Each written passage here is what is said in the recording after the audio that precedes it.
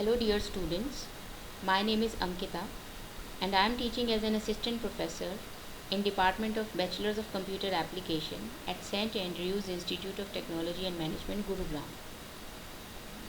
I welcome all of you to the online lecture series of Object-Oriented Programming using C++, and in our today's video we are going to learn the concept inheritance, which is another important aspect in object-oriented programming system like objects, classes, encapsulation, data hiding, message passing, polymorphism, etc. Before going through with this video, I would like you to pay attention on the questions given on the screen. These are the frequently asked questions in the previous semester examinations. These questions include the definition of inheritance, its various types, the need of inheritance with the help of real-time example, and the effect of visibility of the members in the public, private and protected derivation, and the relationship of static members and the derived classes. And a very important concept also like ambiguity in multiple inheritance. So I have also mentioned the number of marks for which these questions were asked. So let us proceed by the definition of inheritance.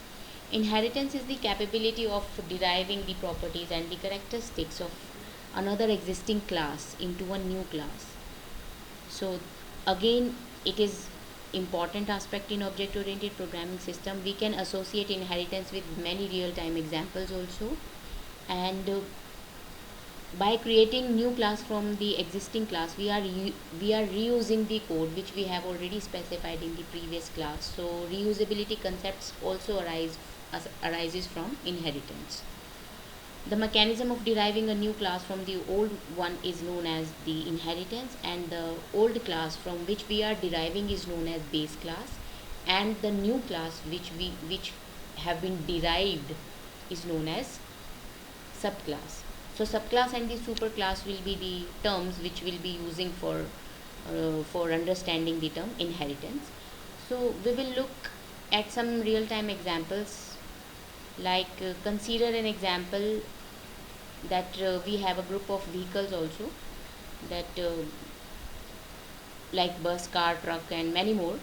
So there are some common properties which all the vehicles possess, like fuel amount, the capacity and the apply brakes, with apply brakes, and I mean these functions contains various properties or various functionalities of these vehicles. So these functions will be same for all type of vehicles, because these are the basic requirements of any vehicle. So if we create these classes avoiding inheritance, then if we are not using inheritance, so we will consider that these are three standalone classes like bus, car and truck. Then we have to write all the function definitions in each of the classes like this, as you can see in the diagram. Here what is happening, bus is having same functions, class car is having same functions, truck is having same functions. So we can clearly see that all the three functions have the duplication in all the three classes. Okay, so in programming, concepts, this may lead to the redundancy or the error. So we need to write all the code again and again, so we are wasting our time in writing that same code again and again for different classes. So to avoid such situation, inheritance is used basically, and if we create a class vehicle like a common class and write these three functions in it and inherit all the bus, car and truck and scooter, whatever vehicle names we have, and we can derive all these three or four classes from the vehicle class, then we can simply avoid the repetition of the or the duplication of the data, and by doing so we are increasing reusability of our code also. So here we will proceed, like class vehicle is the common class, or you can say the base class from which all three classes will be deriving features. Fuel amount, capacity and apply brakes are the three common functions which we were writing in separate classes earlier, but by using inheritance now we have we have to write the code for only for one time, which will be derived by all the 3 or 4 classes, whatever number of classes you have, you are deriving from the class vehicle. So consider another example also. We have one maths teacher, footballer, and the businessman. So all these three persons are after all human beings, so they will be having some properties like talk, walk, and whatever subjects or whatever profession they possess.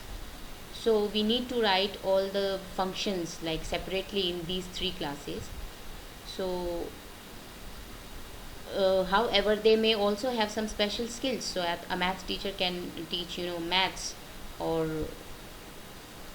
though we know that, we can also add one more function to it like talk, walk, and the profession also.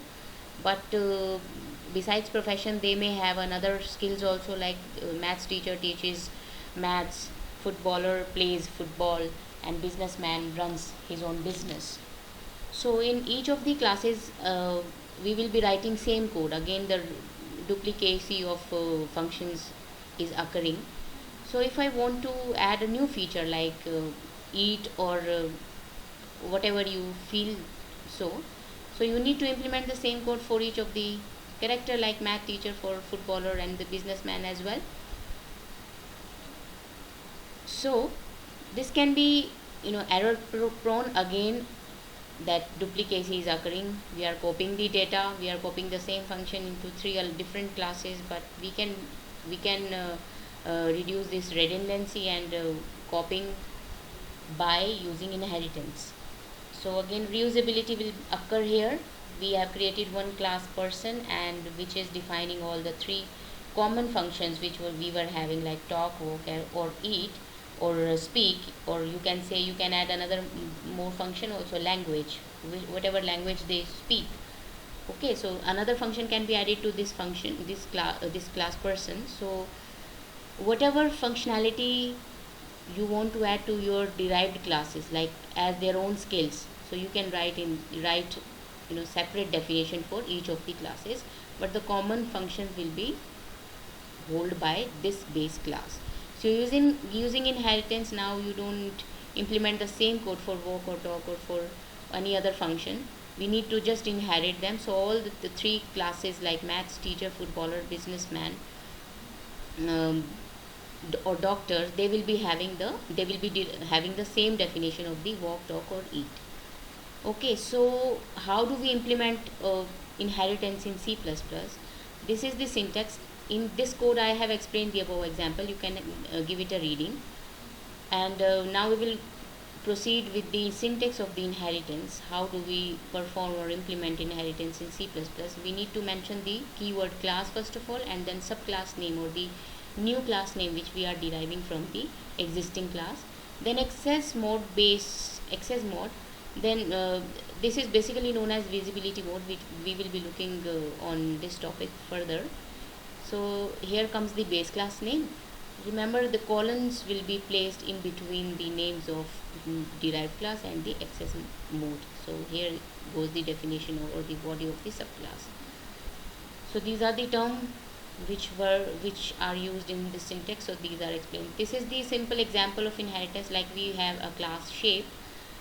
We have created a function set width and set height, another function to set the width and the height of my class shape. And these are the protected data members. We have basically three access modifiers like public, private, and protected. And protected is very well understood by using it in the topic of inheritance only. So in common programs, we may not need to understand the use of protected properly, because where comes the relationship of base class and derived class, protected data members are useful in that situation. So here we have one derived class called rectangle derived from the class shape. Rectangle has its own data member functions, like get area it is having get area function. So rectangle function here is deriving width, height, these data members, and these two functions from the class shape. Besides those functions and data members, rectangle also has its own function like get area. So in the main function, when we are using inheritance, because a derived class have all the features of the base class as well, so always the object of the derived class is created instead of base class. So RECT is the object of the derived class. So here you can see that with the help of object base derived class object, we can call the base class methods also, base class functions also. So this will not produce an error because we have shown the relationship of class rectangle and the shape with the help of inheritance. And here we have used the access visibility mode as public. So what will happen here, all the public and the protected data members of this class base class will have access here also in the class rectangle, and protected data members here, they are accessible here but they will act as the private, because this is the property or the definition of the protected data member, says that what if you have any protected data members in your base class, and if you are using public or protected derivation while doing inheritance, all the protected data members of base class becomes private in the derived class rectangle. Okay, so here is the access control and the inheritance. Access control defines how the different data members or member functions of the base class gets access in derived class. So in public mode, as we have seen in this example here, in public mode, all the private data will not get inherited at all. Okay, if you are writing public here, the base class private data will not get accessibility in derived class as well. So we have a nice table below here, so we will look at this table and understand how the visibility mode works. Have a look at this. Base class member access specifies like if you have public data, if you have protected data, if you have private data. So how these types of data will act when we are doing public inheritance or protected inheritance or private inheritance. So in the case of public inheritance, as we have done in this example here, so what will happen here, with the public data in derived class can be accessed directly by the members, friend and the non-member functions. Means public data gets access under public inheritance, there will be no problem. Public data in case of protected inheritance, protected in the derived class can be accessed directly by member and the friend functions. Like protected data members, if I am using protected keyword here, then all the public data members gets access in the derived class. So all the public data will get access here if I am using the protected inheritance. In the case of private inheritance, if I had private keyword here, then in private inheritance, private in the derived class, all the public data becomes private in the derived class and can be accessed directly by the members and the friend function, because friend function can also get access of private data of our class. If we make any function friend, so it gets access of all the private data members. So what if in case of protected data members I have public inheritance, so all the protected data members of base class becomes protected in the derived class. All the protected data members under protected inheritance becomes protected in the derived class, and all the protected data members in case of private inheritance becomes private in the derived class. Okay, because protected to some extent works similar in a way as private inheritance or private access modifier does. In case of private data, as I said, always will be hidden for the outside world, even if it is derived class. Private data will not get access in the public inheritance, protected as well as private inheritance. So it is hidden from all the private data is like the own property of the base class, and whatever data member or member functions are written in private section of a base class, that means base class do not allow any child, any derived class to get access of that private data. So if we are deriving a class from a base class, so it can access the constructor, destructors and the copy constructors of the base class, and it can use all the or inherit all the overloaded operators of the base class, and the friend functions of the base class also gets accessed by the derived class. So next we will go through with the inheritance, types of inheritance. So there are 5 types of inheritance basically. Single inheritance, this is the simple relationship between a base class and the derived class, like we have a superclass and subclass. So all the data members of the base class gets accessed by the derived class. So here is the example vehicle we have taken as an example. This is the constructor, and we are deriving a new class called car from vehicle under the public derivation. So in the main section, car object of car will be created, and you will get the result of vehicle, because object car, as you create the object of a derived class, it gets access of its constructors or member functions, everything which you have mentioned in public or the protected, but not in the private section. So you will get this output.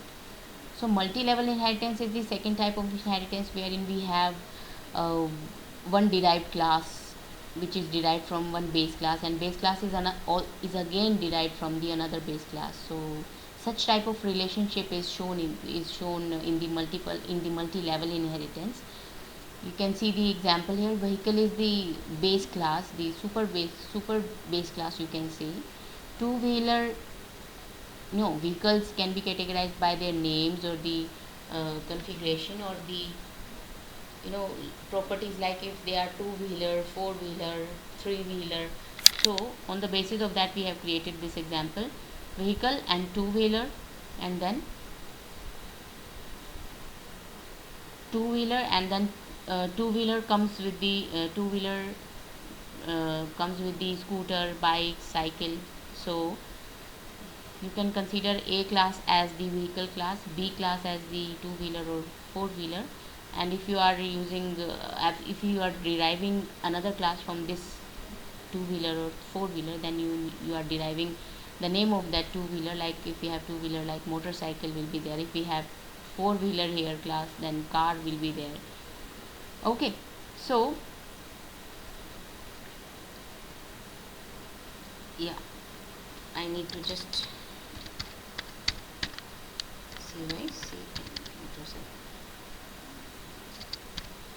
keep it short because this is not focusing. Yeah.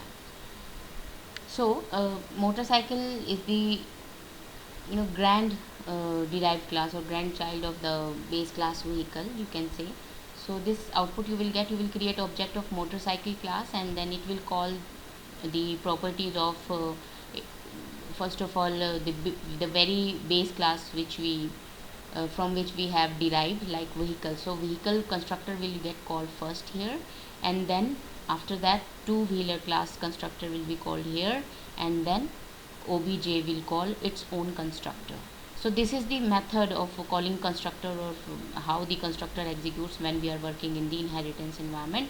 Multiple inheritance is another type of inheritance, wherein we have two base classes and one child class. So this is the syntax of deriving one class from more than two base classes, or from more than one base class. So subclass or the derived class name comes here, accessibility mode will come here, and base class 1 and comma accessibility mode for the second base class, then class 2.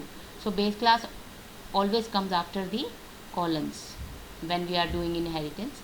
So this is the example. First we have vehicle class, the first base class, and the four-wheeler is the second base class, and the third or the child class, you can say, car is the second car is the child class derived from vehicle as well as four-wheeler class.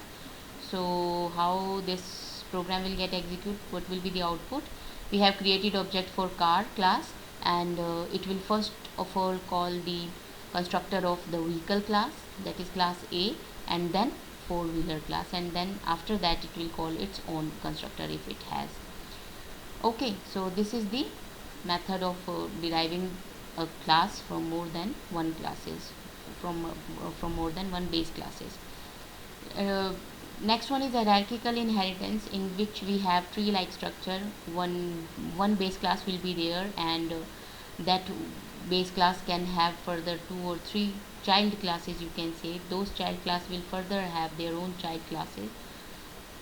So this is the example of hierarchical inheritance. It is very simple inheritance, like we have one base class. You know the associativity, like we have G class base here, and G class have two children like B and E. B further have its own two children, or the derived classes. E further have its two derived classes.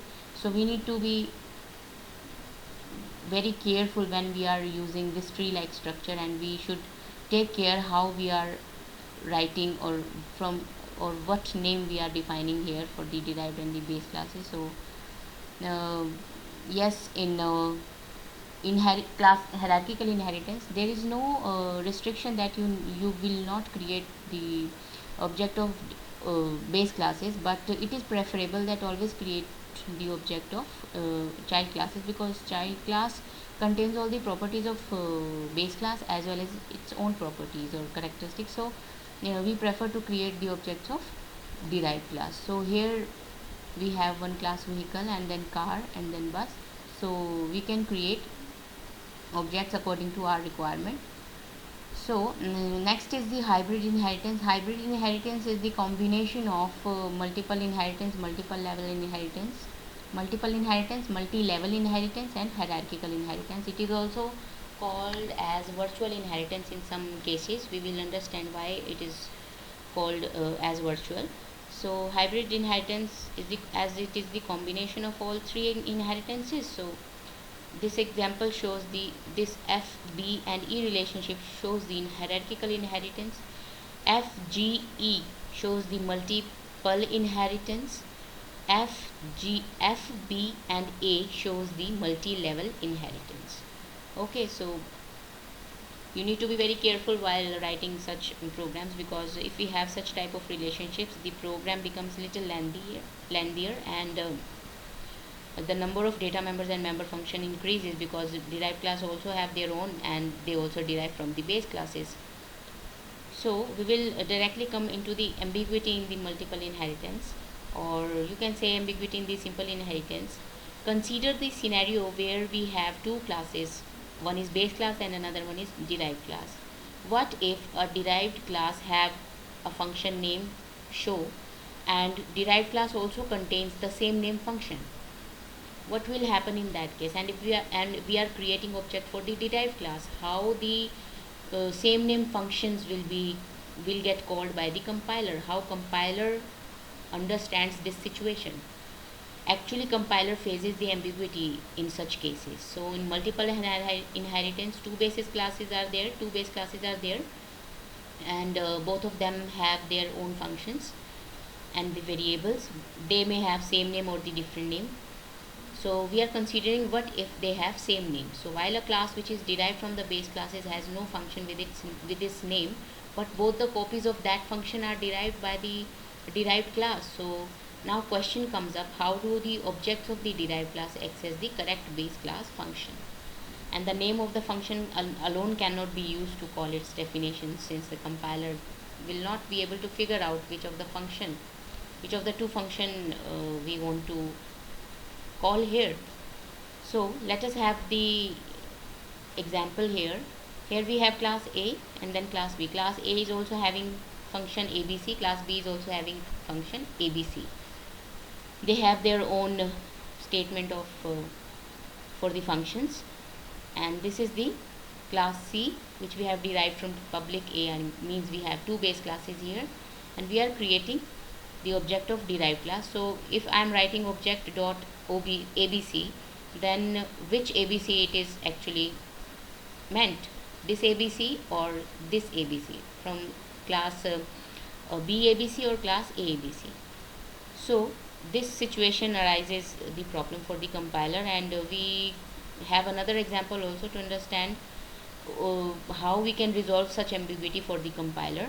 The one method is to use the scope resolution operator while handling the same name problem in the multiple inheritance. So scope resolution operator is the operator which is denoted by the double colons, and which is used to resolve the scope of particular variable or member functions in object-oriented programming system.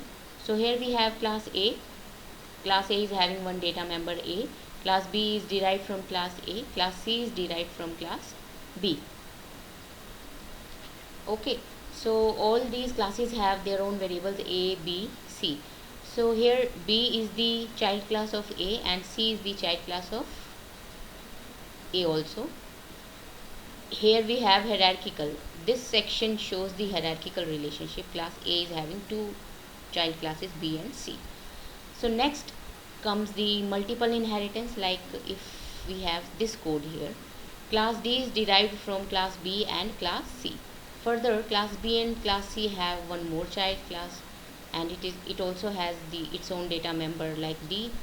So what happens in the main function?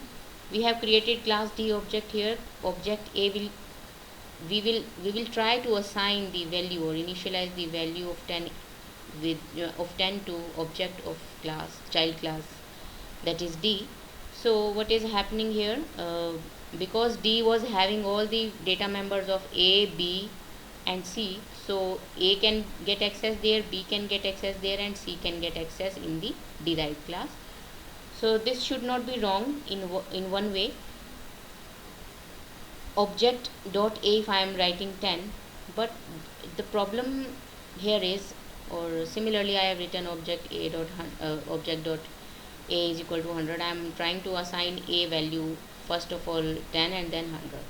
So in this case, in this line only, it will generate an error, because A have two further classes, two child classes. So class A has this data member A, which is passed to class D through B and C, both of the base classes, because D has two base classes B and C. So this A is getting accessed in the D through path of class B as well as class C. So compiler won't be able to understand that if I need to assign value to class B's A or class C A. Similarly is happening here, and if I write the name of the class with the scope resolution operator, there will be no problem, and compiler will be able to understand that A's copy of class B should get 10 value and A's copy of class C should get 100 value. So no problem will be there, because we have mentioned the class name with the scope resolution operator.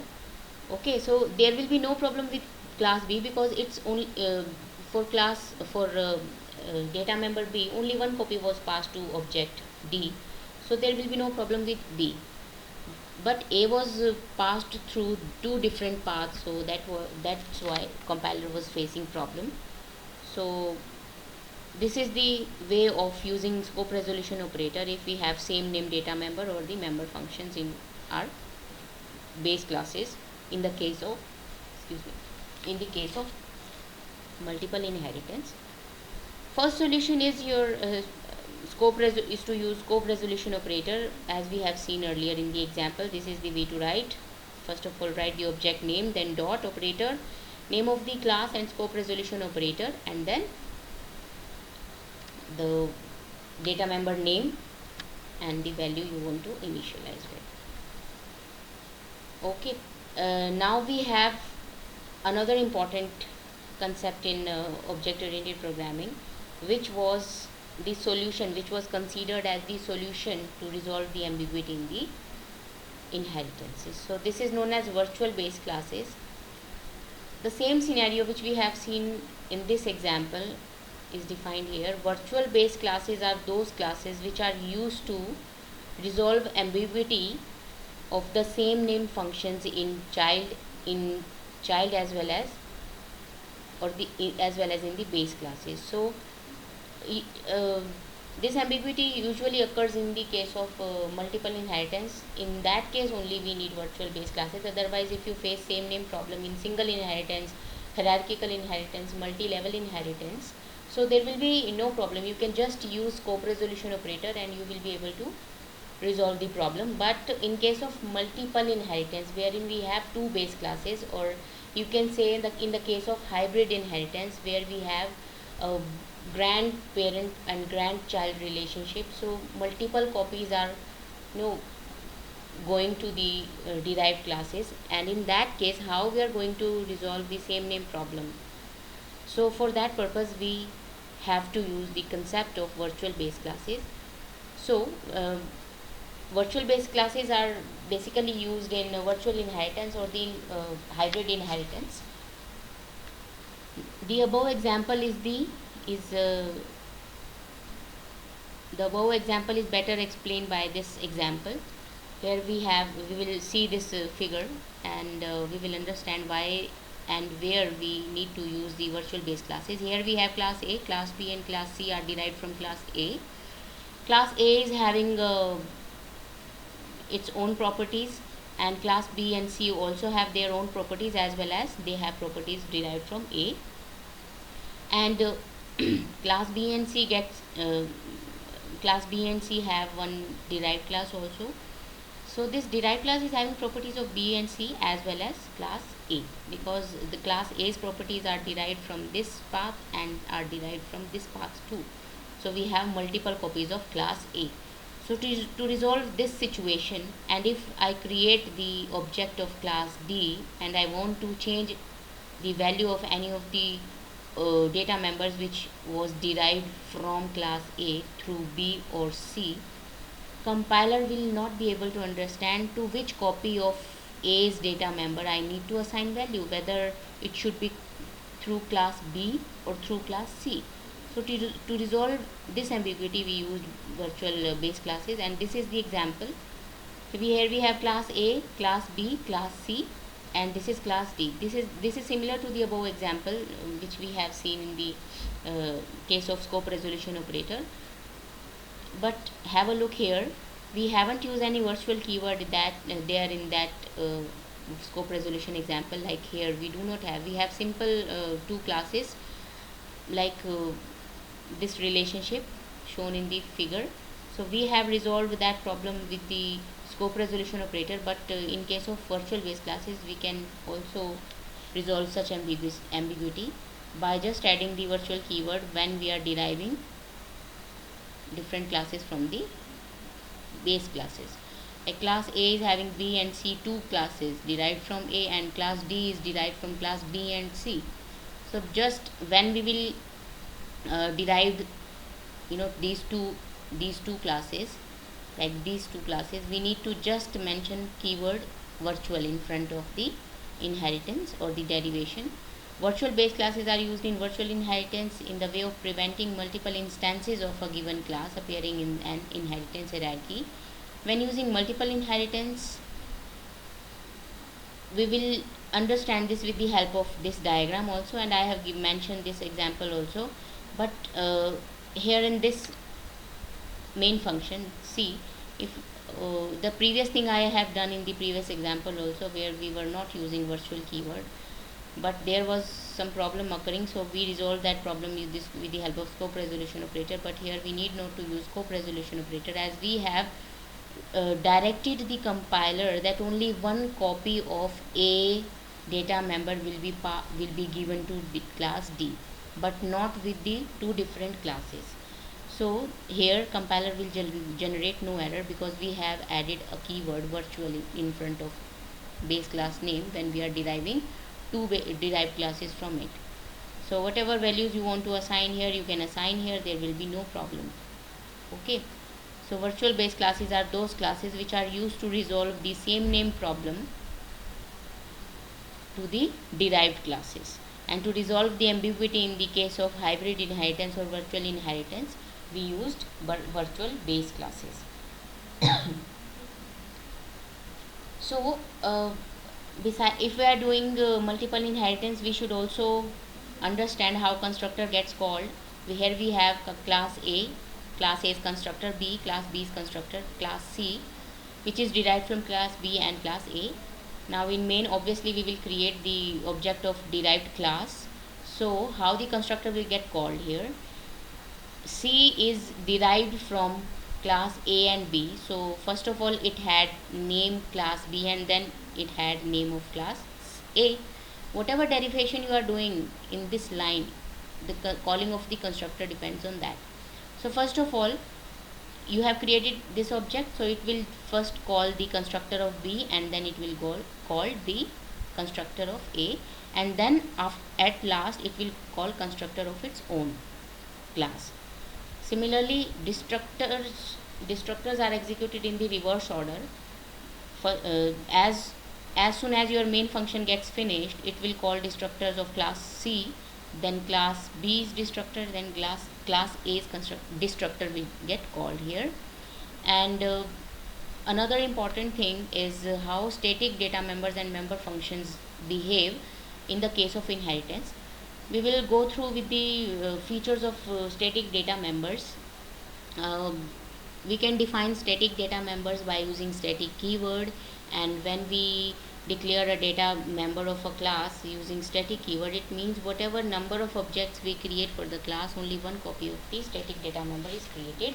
Static data members are different from normal variables, so they are, as and when they are created, they are initialized with the value 0 in the memory. A static member is shared by all the objects. So in case of C++, if you are creating any static data member in your class, it will be shared by all the objects, but all the objects will not have different copy of static data members, but it will be shared by all the objects, which whatever number of objects we are creating for a class. All static data is initialized to 0 when the first object is created. If no other initialization is present, we can put in the class definition, but it should be initialized outside the class, as I have shown here also.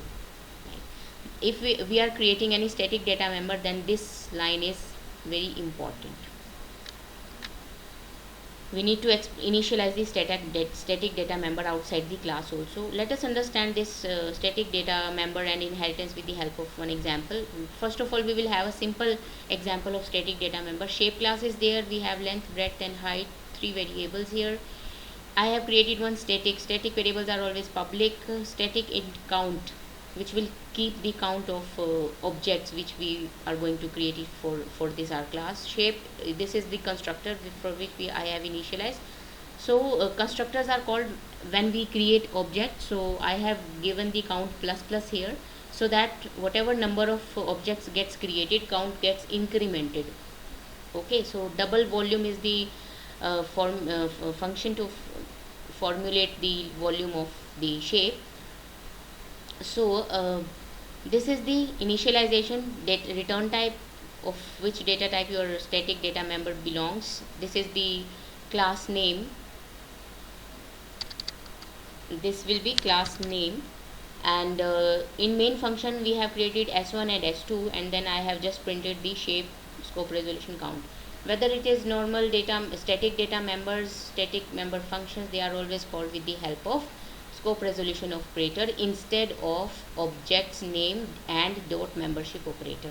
Static data member and member functions are not at all called with the help of objects and the dot membership operators.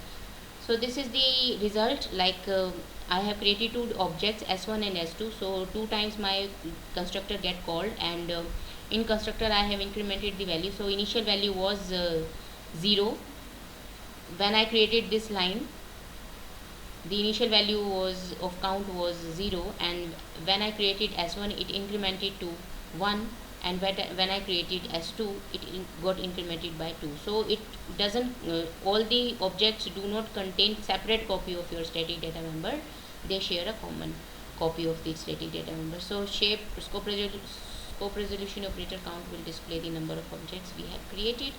Static data member, static member functions on the other hand are the functions which we make static with the help of using keyword static, and static member functions always access the static data members only, but not to the normal data members.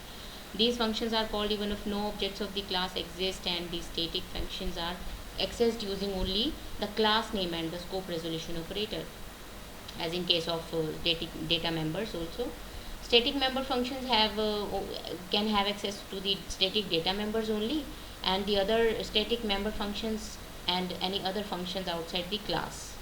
Okay, outside the class function, if we have any function which is defined outside the class, static member function can get access of those functions, but not the member functions, or static member functions will always access the static data members. We should understand the difference between static data members and member functions. Static member functions have a class scope and they do not have access to the pointer of the class. So you could use a static member function to determine whether some objects of the class have been created or not. So have a look at the example, the same example I have taken here. We have three data members here of class shape.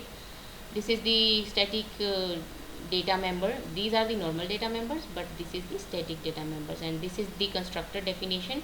Again, I have incremented count. Volume calculates the volume of the shape. Get count is the static member function. This code is the static member function, which can only return the static data member, but not any other member functions or the data members.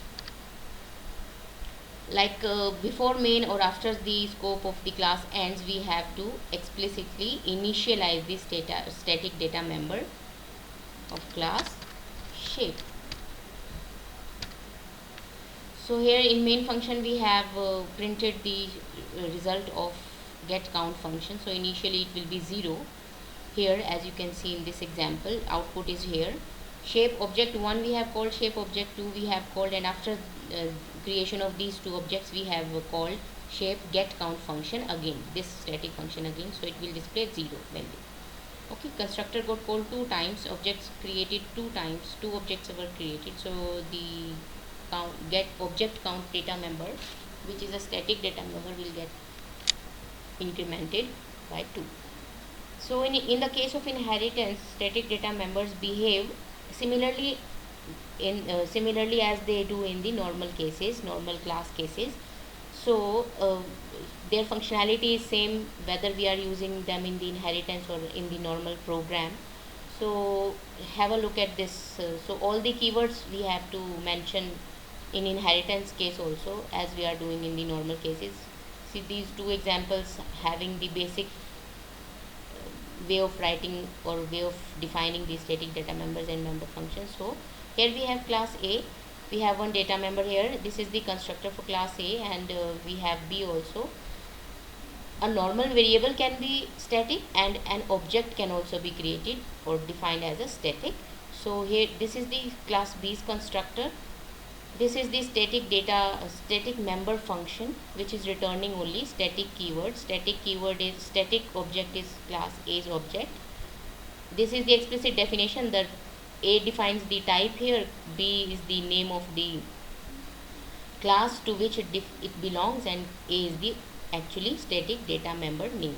So what I am doing here, B1, B2, B3, we have created 3 objects. So as in case of as in case of static data members, static variable have all the static variable gets shared by all the objects, but objects do not have separate copy of static data members. So how this program will get executed, it will be in this line I have called the static member function. So this static member function is returning A, just which we have written in class B. So as I created B1, B2 and B3, the 3 times B's constructor will get called, because what we are doing here, B's constructor is getting called 3 times. So we have a static A variable, A as a static object you can say, and this static function is returning this A. So A's constructor gets called only once, and because we have created a static object in class B, so it will call this constructor 3 times. Okay, so in the above example we know that because this is called 3 times, because we have created 3 objects and 3 times the static data member was shared by B1, B2 and B3. So that's why we got this particular output. Okay, static data member is shared by all the objects, and that is why they are also known as the class members or the class fields. Static members are also known as class members or the class field. Here we have another example also, in which we if we want to call the static member function, like what will be the way to call it? As we have discussed earlier, static member function is called without the help of any object or the data membership data or dot membership operator, so it gets called as it is. So here we have class A is constructor, class B.